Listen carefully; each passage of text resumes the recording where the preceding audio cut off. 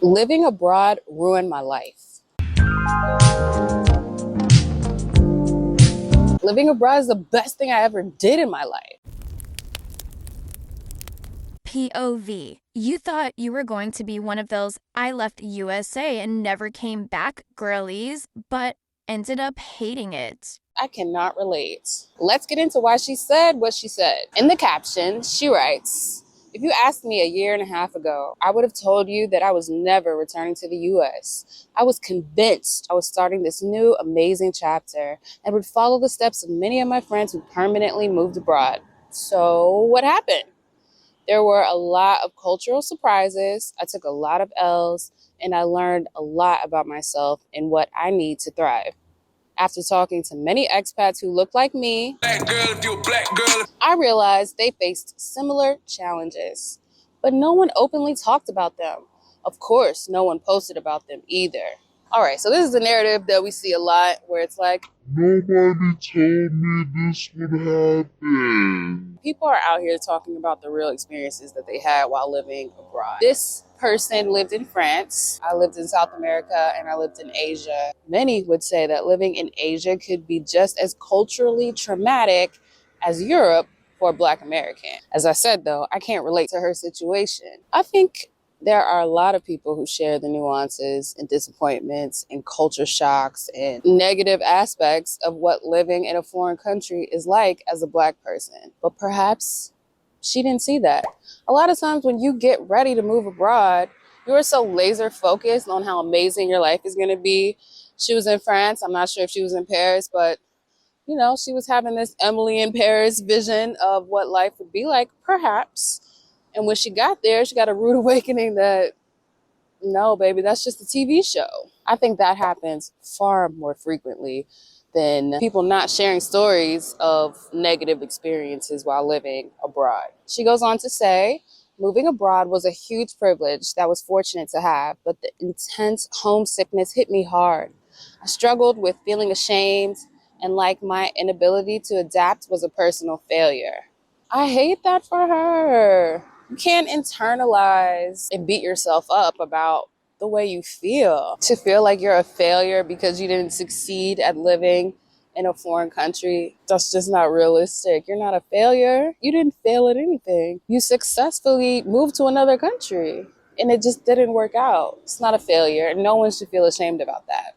The constant worry of appearing ungrateful when people asked how I was doing weighed on me. That's real. If you express that you're not having a good time in this place that you chose to live, that you didn't have to live in, you weren't born there, nobody asked you to come there, people will say things that are unkind.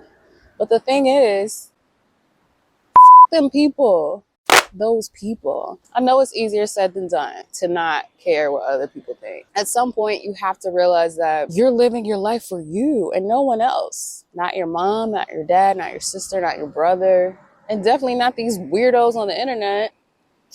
Not you guys. A lot of people reach out to me about things like this. Like, they made a move to a different country, things didn't work out. They're ashamed about it. They don't want to talk about it. They kind of go into hiding. You realize one of your favorite content creators just stopped posting one day. You're like, what happened to this person? They're going through it. They feel ashamed to share their negative experiences. They don't want to hear the ridicule that might come. And again, to that I say, them people. Traveling Dia continues. Homesickness is no joke and manifests in surprising ways. Here are some forms of homesickness that you may not recognize in the moment. Craving the taste of familiar dishes, missing the sound of inside jokes, longing for scents that transport you back home, missing family gatherings and special occasions, seeking the security of familiar places and routines, wishing for the cadence of your native language, feeling nostalgic for the simplicity of past memories, missing the colors and landscapes of your home, missing the climate that feels like home, missing the deep bonds with friends and family. This part, can't relate to it at all. Maybe I'm a little weird, but I didn't really experience homesickness in any of those ways. Or I did, and I just learned to overcome them very quickly. She talked about scents that reminded her of home. I mean, you could buy that anywhere. What scents are you talking about? The scent of turkey baking in an oven? Girl, then bake you some turkey. I crave new things. I crave adventure. I don't crave familiarity in that way. So I can't relate, but I know many people can. And that's why I wanted to share this duality of living abroad. My name is Jessica. In 2016, I moved to Medellin, Colombia. I loved it, but I needed to make more money, so I left. In 2018, I moved to Chongqing, China, and I hated it at first. I got more comfortable and started to thrive living there. I left after 5 years due to a bout of self-diagnosed temporary insanity. I'm back in the States now, and I've been here for about 8 months. We're gonna talk more about that later though, so let's get back to the video. I can't relate to traveling, Dia. I saw that post as I was scrolling, and the next day my cousin sent it to me. She was like, yeah, this is like the exact opposite of you. And I'm like, yeah, wow. Like, perspective. I think it's great to explore perspectives that are not your own. What I can relate to is this gem that I scrolled upon. How traveling solo ruined my life. Now, Sarah and I are on the same page. These are the reasons solo travel ruined Sarah's life. Number one, I lost friends. I'm going to change traveling solo to living abroad because that's what applies to me. Number one, I lost friends. Living abroad allowed me to learn more about myself and the type of person I want to become and who I want to surround myself with. This meant letting go of people in my life that didn't align with that. I may have chosen to lose some, but I also gained others. Number two, I don't fit in society. Living abroad has taught me to prioritize myself, my happiness, and experience the world while I can. But society is telling me to settle down, be serious, have a 9-to-5 job, buy a house. I already did that. Get married. Probably never gonna do that. Get a degree. I did that already too. But I'm happier than ever. Number three, nobody understands me. I came back from living abroad alone as a different person. Family and friends think I've gone crazy because they can't comprehend the mental and spiritual journey I've gone through. Ciao. Number four, I've got the travel bug. I'm now addicted to adventure and travel and living my best life. Facts. I think the truth is we were always addicted to it. We just didn't know it yet. Now that we're aware, can't ever stop thinking about it. Number five, this one, nobody wants me. Nobody wants me. Potential partners, jobs. Now that I'm traveling often, people see me as a temporary fit. They think I can't commit or add value, that I'm not worth putting energy or effort into because I will soon disappear again. But really, if they don't want you, they weren't meant for you. They don't align with the life you are chasing. I wouldn't say chasing, I would say living. They don't align with the life that I'm living. The right people, the right jobs, they will stick around and invest in you. Don't worry about any others. Word. Number six, and this is a heavy hitter too. I've lost a lot of money. I invested a lot of money. She says, I've lost a lot of money into experience and memories and self-growth that will last a lifetime. They are stories to tell, regrets that will never exist. They were 100% worth it. Absolutely. That's why we're not going to say I lost money. I invested money into experiences that I don't regret and I never will. One of the things living and traveling abroad, especially solo, does, it invites people into your life that normally are an unlikely match.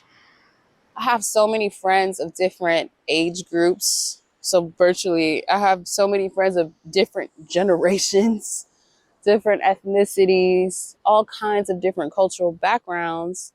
And it goes the same for this YouTube channel audience. There's so many people who we relate to that based on looks or even backgrounds, you might think, oh, I can't relate to this person. For example, if you place me in the center of traveling Dia and Sarah, it's easy to see why someone might think, oh, I would relate more to Dia, but not at all. I completely relate to Sarah more. She and I share so many similarities in how we view traveling and living abroad. Now that I'm back in the USA, being back in the US has been so challenging for me. It's been so uncomfortable. Nobody wants me. I am very unemployed. There's never been a point in my teenage or adult life that I've been unemployed for this amount of time, ever. On paper, I am literally living in my worst nightmare right now. To some of you, that's going to sound very privileged because I'm literally sitting on a beach right now. It's not lost on me that people will look at it that way. We all have different perspectives. For me, this is rock bottom. This is bad, real bad, because I made the mistake of leaving China. However, I'm not internalizing that. That's not a narrative that I'm painting for myself. I'm not stewing in that. I'm just recognizing that it is what it is and moving through it. And I also realized that being in an uncomfortable situation is where change occurs. It's been a very long time since I've been in an uncomfortable situation. Like, you put me in such an uncomfortable situation. Like, you know I'm not happy. You know I'm trying to see if it'll work out here, and I know that it's not. It's become clear to me that living outside of the United States is what's best for me. Where am I going next? I have no idea. I just told you I don't have a job. So hopefully you subscribe to this channel. You leave me a comment. Hopefully you share this video. Hopefully you hit the thumbs up, because all of those things will help grow this channel.